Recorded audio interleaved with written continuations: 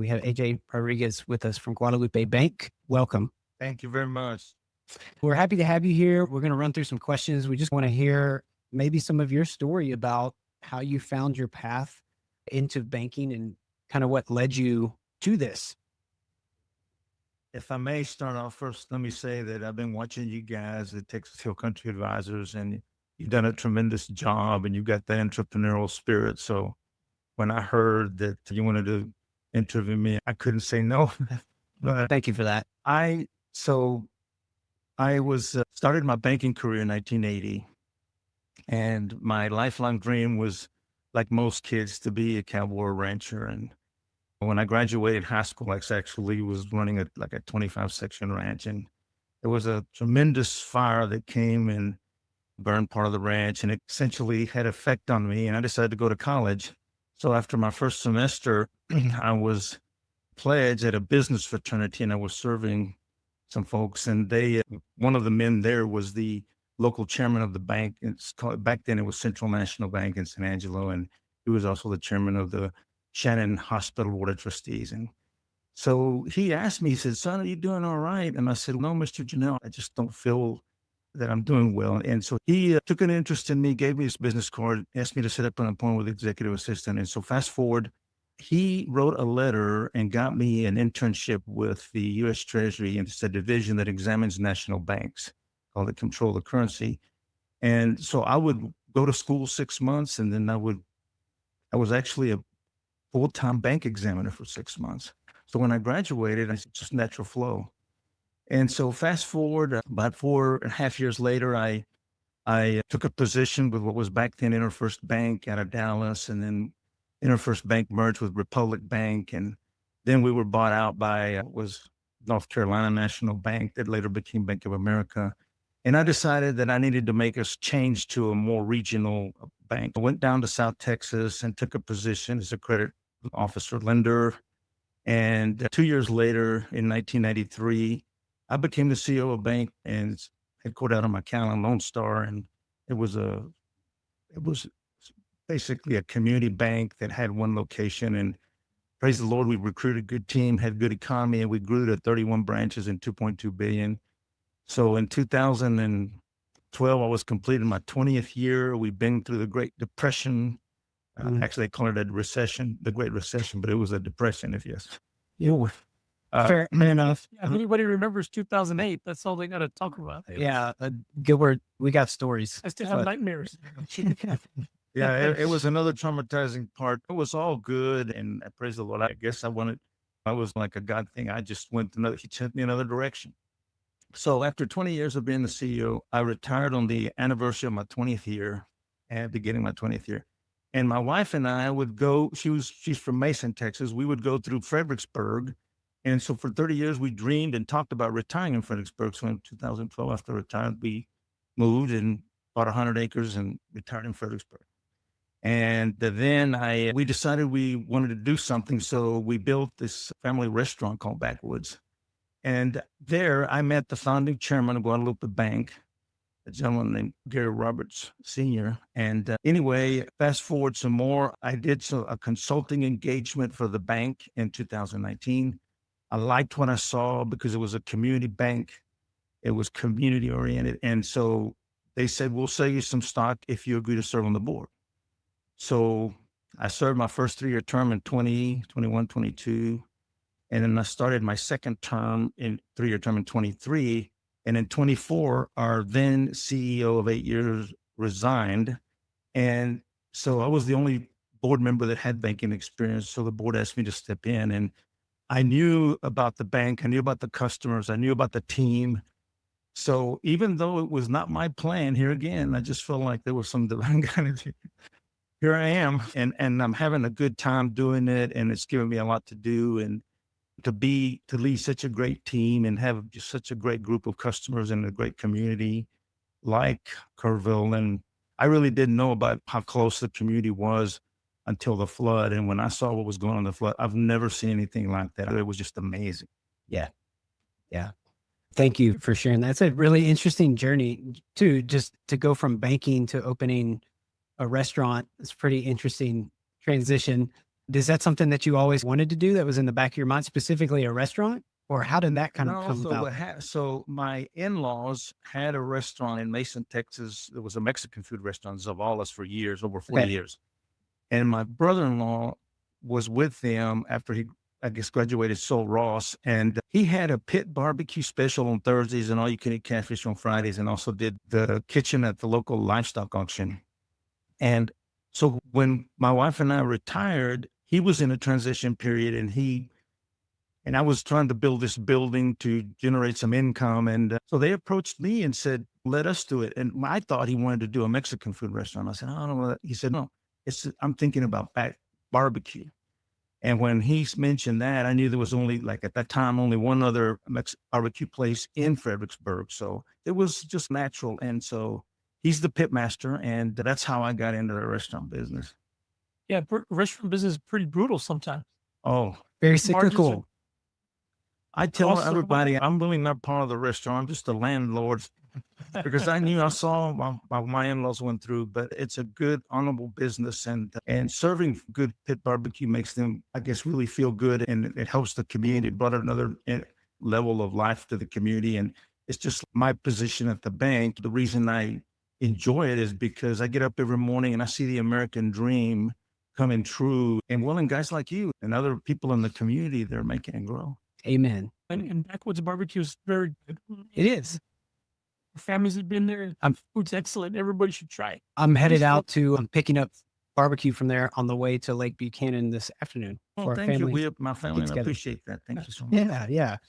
Okay, so let's go back to some of your banking experience. I wanted to ask you this question because Gilbert and I we grew up in a bank. We're investment guys and financial advisors, but we have banking experience. And I know what my answer to this question would be, but I wanted to ask you and see what you thought. So what do you think local community banks can do better than the big national banks? Okay.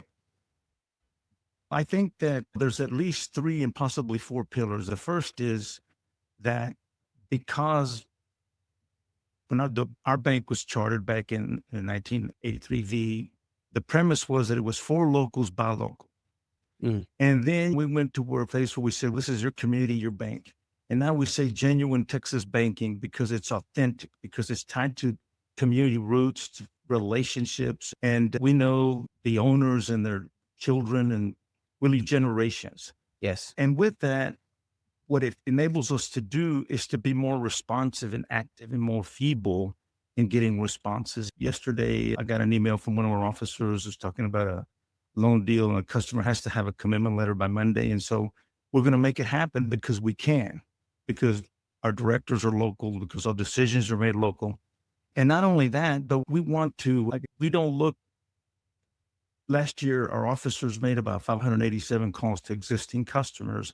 And our whole premise was, being a smaller bank, we don't have all the buildings and assets and all the equipment and technology the other banks. But what we do have is the ability to come here and local and visit and talk to our customers and say, what are your opportunities? What are your challenges? How can we help? And I think that's a second thing. So it's more of a personal connection, and that's what we look for. And I think the last thing is that really rarely does anything happen in a community that a bank isn't involved, whether it's a new birth or maybe even a celebration of death. And the point that I want to make, and that is the third thing, is that because the name and address of the people that are going through it creates a closer connection than just an internet connection. Yes. And I'm not knocking internet connections, and we like them, and we offer mobile banking, all those things, but it's not my preference, especially being an older guy, is to have a personal connection and to meet personally like we're doing here now. Yes. Yeah, I agree. I think you're right, AJ. When we're a small institution, like me and Andrew, we're a small business. The only thing that we have that differentiates us for the most part from our national competitors is the personal relationship. It's the only thing you've got that you can do better than everybody else. Because if one of our customers calls us, we don't have voicemails, we don't have assistants. When you call us, we answer the phone. We That's answer the perfect. phone. You don't have to call 1-800 numbers. You don't have to press 1 for this, 2 for that, 3 for this. when you call us. And you have my cell phone number. So if you need to call me on the weekends, guess who answers? Me. Local banks fill a need that can never be fulfilled by a national chain. I think if you look at some of the bigger national outfits here and everywhere else for that matter, you'll see that they've given up and have totally dismissed the small business owners, the individual small bank account holders. They've given those up. And if you try to get a commitment letter from a national bank in a couple of days, that's hilarious. Yeah. It's never going to happen. You probably won't even get a commitment letter ever because they're never going to sign their name on a dotted line and says, we commit to this without going through all the prospects. And me and Andrew have been in financial services for a long time. We know the difference between a big course, national of course we do. outfit and a small local outfit. There's no comparison. No And you're comparison. right here at 929 Barnett Street. You're right. It's exactly right. If Yes. you don't want to call, you can just come. Yes. Yeah, absolutely. You can sit across the desk from me and we can talk, look eye to eye each other and work out any issues that we might have, answer your questions, pick up documents. One of our biggest issues these past few weeks has been taxes. Tax day was a Yes. couple days ago, and people need their tax forms. And whether they lose them, didn't receive them, they need them like yesterday. Guess what? Come by the office. I'll print it out for you. I'll hand it to you.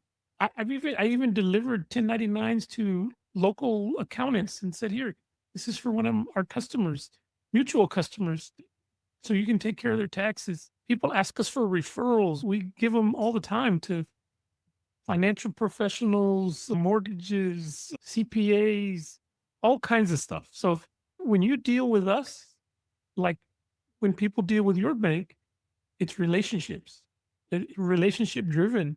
And that's what makes this community function. Absolutely. I mentioned the three pillars and I hesitate on the fourth, but I'll mention anyway. The fourth thing is really what I've learned since 1980 in banking, and so say over 40 years, is that we look at local business because if the family makes a living and that's how it's their livelihood, it's a lot safer business. It's a lot easier business to do business with. And as a result, I think that it works the same way on the other side of the fence. This is your livelihood and this is your community. And so you take a vested interest. It's kind of like the difference between being a guerrilla fighter and a paid soldier. There's a big difference. The guerrilla fighters are usually underfunded and they don't have enough to eat and all those things. But you know what? They're fighting for a cause. There's a difference. And I look at it that way. And so I know what you're talking about. We look at it the same way. In other words, for us, it's when I started in banking, there was over 15,000 banks nationwide, and now there's less than 7,500. I don't know the exact number off the top of my head, but the last time I went to a presentation, and the number is shrinking all the time. And case in point is we all heard recent mergers and things that are going on. And I think we have plenty still here, so we're not in danger, but I feel like we do need a local level of presence in banking. Like we need a local level of presence as financial representatives for people that want to have that personal contact. Yeah. Speaking of the consolidation in the banking industry, tell us a little bit about Guadalupe Bank. Now, they obviously have a branch here in Kerrville. They have a branch in Fredericksburg, correct? Okay. Yes, sir. I mean, how about the assets? How many assets does Guadalupe Bank have? We ended the year at 253 million. Today we're at 254 million. And actually yesterday we were 256 million to some of our customers paid their tax. And that's okay. That's part of life, right? But I was telling Andrew earlier as we were waiting that he asked me, did you guys do an office in San Antonio? I said, it's not a branch yet. It's a loan production, deposit production. Part of the impetus behind that was that all the San Antonio banks came here starting 2 years ago, and there's enough for everybody. So I'm not complaining. But the point is that I said, there's no reason for just sit here and try to compete in our primary. We're going to keep this, our primary in Fredericksburg, Gillespie County, and Kerr County. But we have opened office in San Antonio. So we're expecting more growth in the future from that because we have a long-term interest. It's not short-term. We're not trying to run the bank to prepare it for a sale or anything like that. At this point, we feel like we built the team and are going forward. But one of the key drivers that's helping us is that the economy has been relatively stable. And so we've had less loan demand than we would like. But with the loan demand we've had, we loan 85 cents of every dollar here in our community. And most banks have a bond portfolio. We have no bond portfolio. It's either liquid cash and loans. That's pretty much it. Okay. And the reason is that, we can have a bond portfolio. The yields aren't quite there. And we would rather reinvest them in the community because we know if the community grows, our customers grow, we grow. And we have a relatively stable population in Kerr and Gillespie County. The big city banks have come here for our deposits. There's no reason why we can't go to the big city and take some of their loans. That's what I thought. Yes, I was thinking the same thing. How many employees does Guadalupe Bank have now across the 3 locations? Okay, so when I first started with the bank back in 2019 as a director, we had, I think, 32, and we've dipped and we came back up. So we're about 37, 38 right now. And that's 38 families that are provided for. That's 38 families that spend their money, live in the hill country, maybe San Antonio too, but that's 38 families that are supported by this institution. That's fantastic. That's amazing. Thank you. We talk to them more. We're talking to them more and supporting them more about getting out and getting involved in the community. And not that they're not, but I think we could always do more. And it's good you point that out, AJ, because when you look at some of the bigger outfits, bigger national outfits, they don't participate in our communities like the local outfits do. The national bank that we used to work for, they don't participate in anything in this community. None of the luncheons, none of the dinners. They don't support the Chamber of events. Commerce. Right. They don't support any of the nonprofits. None of their employees support or serve on any boards. None of that stuff. But when you are working with a local institution like Guadalupe Bank, every single one of your top people, they're participating in the community. Yeah, in fact, on Tuesday, More Furnishings had their grand opening and had the local chamber and the West Kerrville chamber both. And I was really proud that we had our guys out there. They were cooking hot dogs and hamburgers. They were. I saw it. And it was raining too. It was raining. They were holding the tent down and everything. But hey, it was fun. And I went out there for about an hour between 1 and 2. And I was really proud because it was kind of like deja vu for me. And that's the kind of thing that keeps me motivated because there's a lot of, it's like any other work. It's meant to be toil. And so sometimes it's not always fun, but things like that really make it exciting and create fun to do, to be a banker or be a financial representative. Yeah. I have some. AJ, I really love the walk through banking history in Texas from 1980. Lots of consolidations. What I really wanted to visit with you about was I think about rural banking and the needs of the rural customer a lot. And I wonder, how do we get people, I hate to say the phrase young people, but young people in banking for rural communities? I know Schreiner has a program around that, but would you tell the young finance major or economics major or whatever major in college about why rural banking can be such a fulfilling career and that they can get the training they need to succeed? The main thing I could say is using my testimony. I wanted to be a rural person of ranchers, and I would have been happy with that. But I think I was led in another direction. And I think that I was able to have a fulfilling career in life, and I was able to retire and have made enough in the banking industry that I retired comfortably. But the most rewarding part was that I was able to continue working with people, and I continued to be trained and to learn. And I think that it's not just about a career saying to make a paycheck. You form a life and a relationship that helps you to be able to provide and leave a legacy for your children and grandchildren. And I think that, I'm not saying that the large banks don't have training, smaller community banks, we have a need for people that can multitask in all kinds of areas. When I was a CEO of a $2 billion bank, I had an executive assistant, I had a marketing director, an IT director, and I can go on. And now I type my own letters and do my own stuff. And if something gets spilled, I may have to clean that up too. But the point is that we recently, for example, established an internship program with Schreiner University and Dr. Simpson.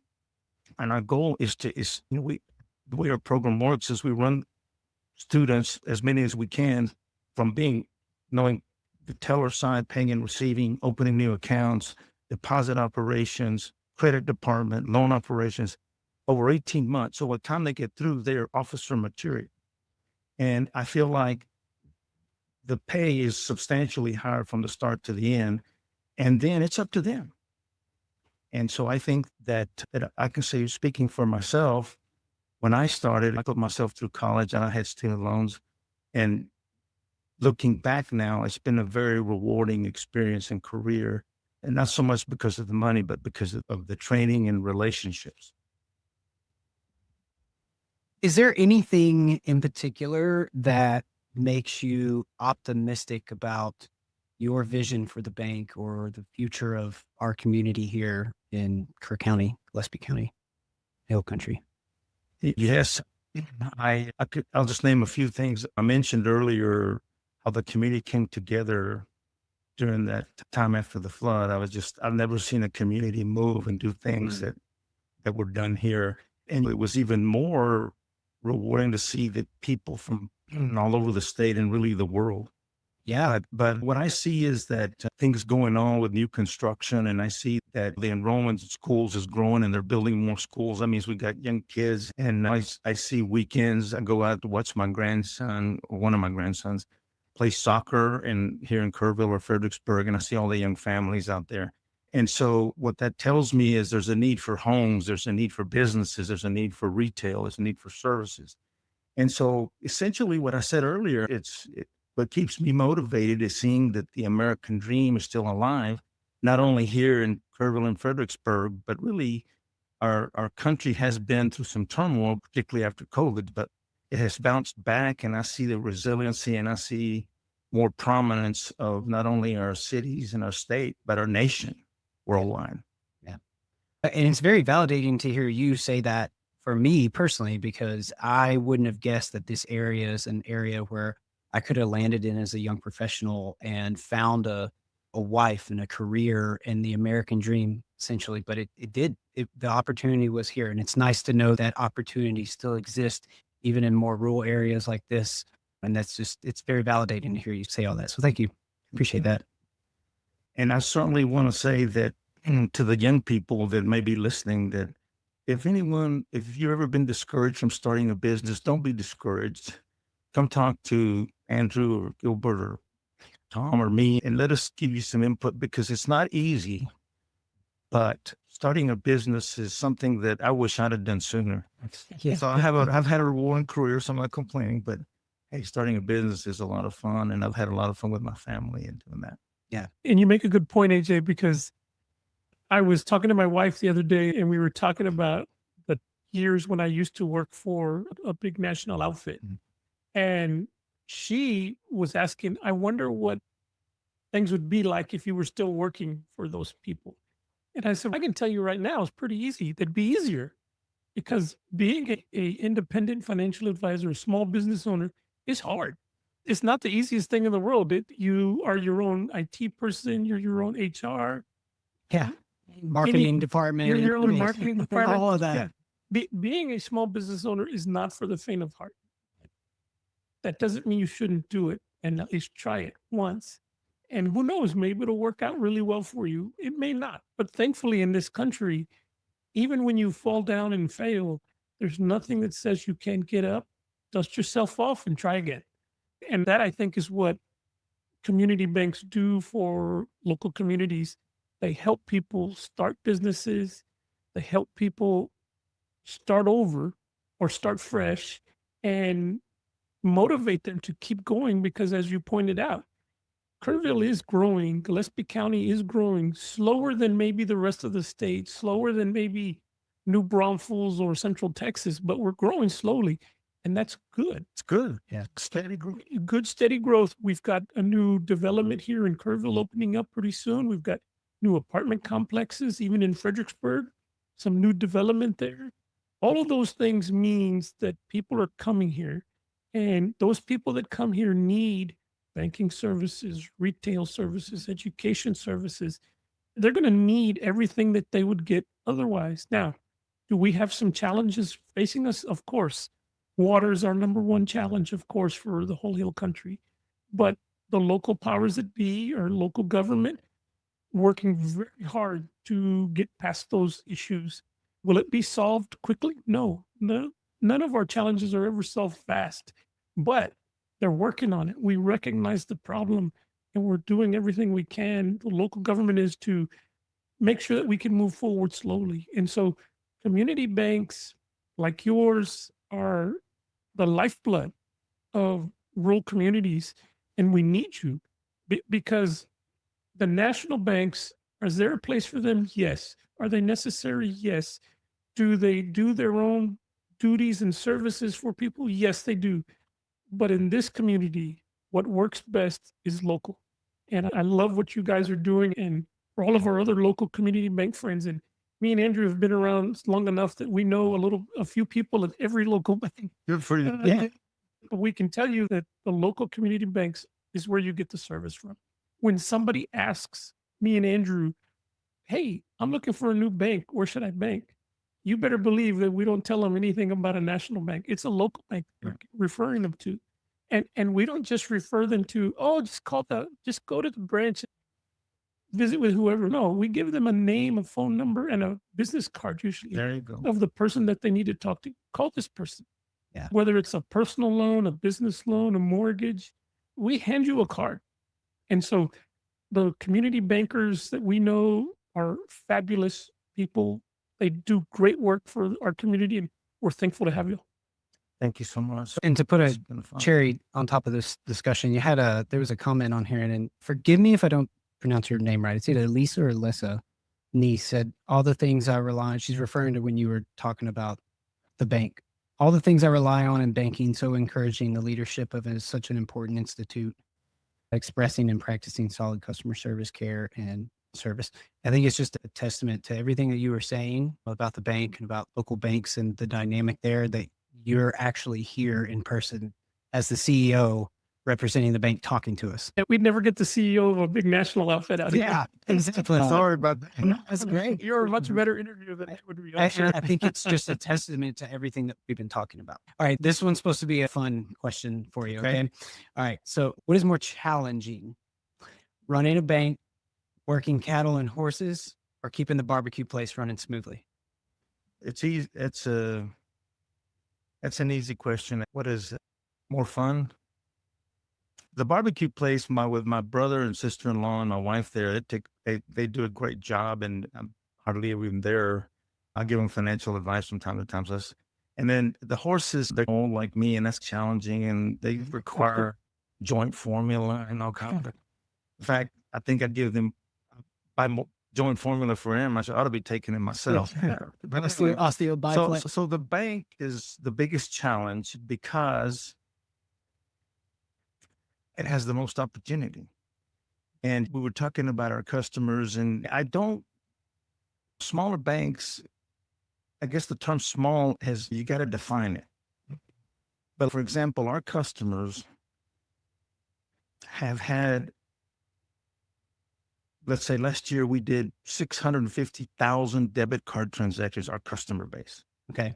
And that totaled over $28 million in food, in products and services. Yeah. Okay. And we've had years that it's been more. It's been up to 35 million before pre-COVID and stuff.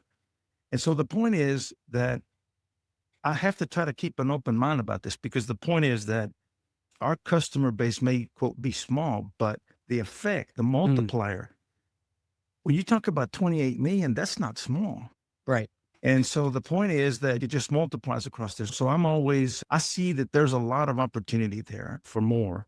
And we're investing in some technology and go into a new core system. And that's always scary. You can always get some headaches. And we're going to have to, I tell our employees, and our team, we have to do good, be good, and make good.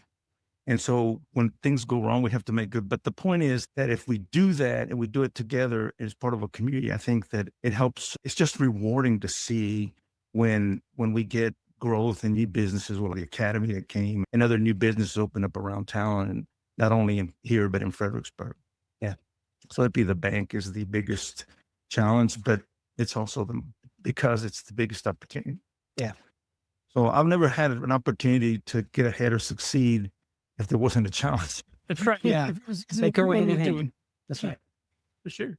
Yeah. I was talking to my wife the other day, and I said, similar concept that if all you had to do to get a positive ROI on something is just borrow the money, if it was really that simple, then everybody would do it. You would just borrow the money and put it where it needs to go, and then you'd have the ROI, but it's not quite that simple. We're getting into the last 10 minutes or so of the show. I wanted to see if there was an appetite to discuss anything about AJ, we talked a little bit about interest rates and stuff before we came on the show today, but Gilbert and I love talking about markets. We talk about it. We can talk about it all day long and rant and rave about it. But yeah, I wanted to throw that out there and see if you wanted to maybe talk a little bit about what you might expect down the road from interest rates, where the path of interest rates is going for borrowers, maybe deposits. What's your take on that? Okay. First of all, let me give a disclaimer. I'm not a PhD in economics.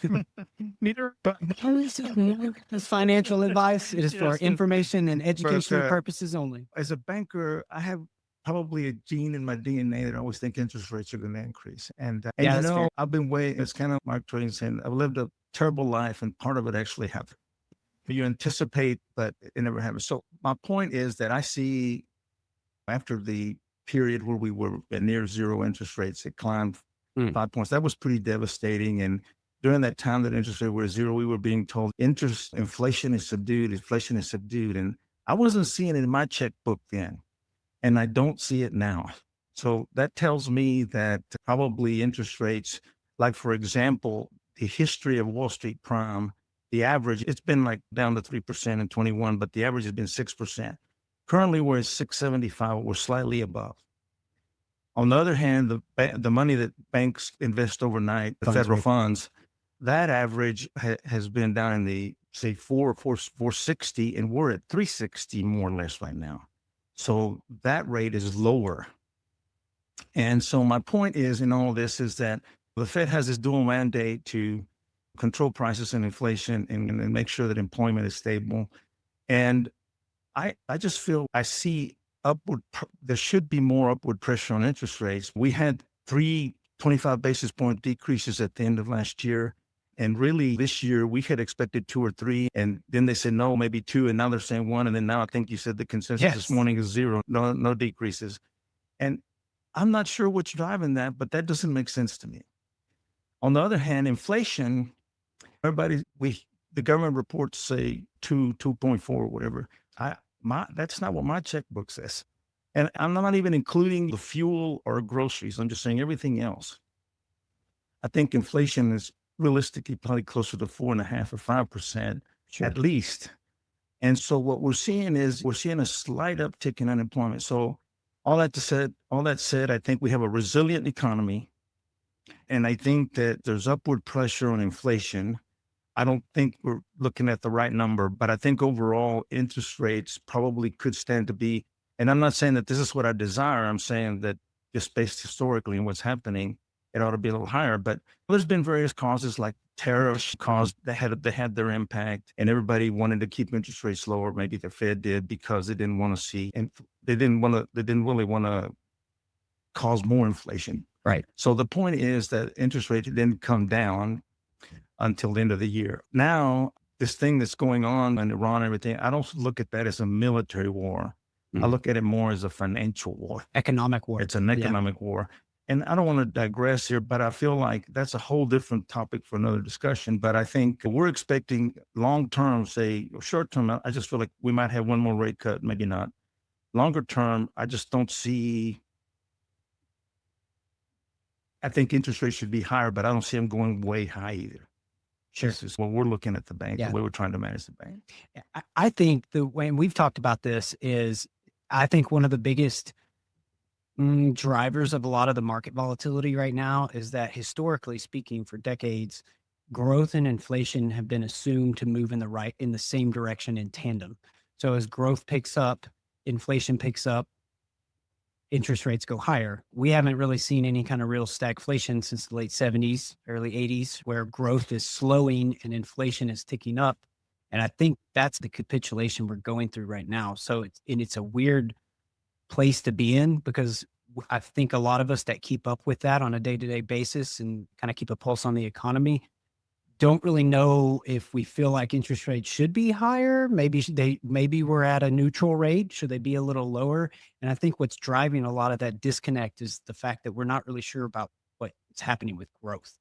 And if growth is not moving up at the same time inflation is, then that's a stagflationary environment, which is no economist, banker, advisor, nobody really likes that. So I think that's been a big driver of the volatility recently, why markets have been all over the place with what they're pricing in as far as rate cuts. And the Fed does their job to try to hedge their bet as much as they can. I had the most recent SEP printed out from them, and their projections move a little bit, but not meaningfully enough to give any more breadth to that story. And going back to interest rates, the interest rates can only do one of three things. They can only go up, go down, or stay flat. That's the only thing they can do, right? Yes, sir. There's nothing else they can do. And so what I do with my own head is I assign probabilities to each one of those. And the probability of interest rates going down, at least in my mind right now, is much lower than it was. The probability of interest rates staying stable is pretty high. I think they're going to probably leave them alone. And then you also have to analyze or project what's the probability of them going lower, which seems pretty unlikely. You, as a banker, as a financial advisor that gives people advice, you got to be prepared for all three. You might need to lean a little more one way or the other, but you got to be ready for whatever happens, because even right now, I sit around sometimes and scratch my head and say, I don't understand what's going on. And I've been doing this a long time too. And I sit here and think, this is really weird. We better be prepared. Who would have thought that with the start of hostilities in the Middle East a few weeks ago, with the butt kicking we got in the stock market over the past few weeks, who would have thought that today we're hitting new highs on the Dow, the S&P, and the NASDAQ? I don't think anybody would have predicted that. So whatever happens, volatility, I think, is the key, and you better be prepared to ride the wave. And I actually think it's more like a roller coaster, because depending on the news cycle, you're either shooting up or dropping down. We haven't had very many days where you just coast along. So you got to be prepared. Yeah. And talking about roller coaster, I think most people prefer the ones, the more the climb and the deeper the drop, the better and more fun it is. But for me, as an old guy and a banker, I just like it to be little bumps. It's like a kiddie coaster. That's what I like. Me and Andrew like that slow and steady. Notice our customers like that too. Yes, most people would tell you that they would prefer something slow and steady. And can we skip the downs, please? Yes. Yeah, no, we all want it just linearly up. I'm sorry. Let me ask you one other question, AJ.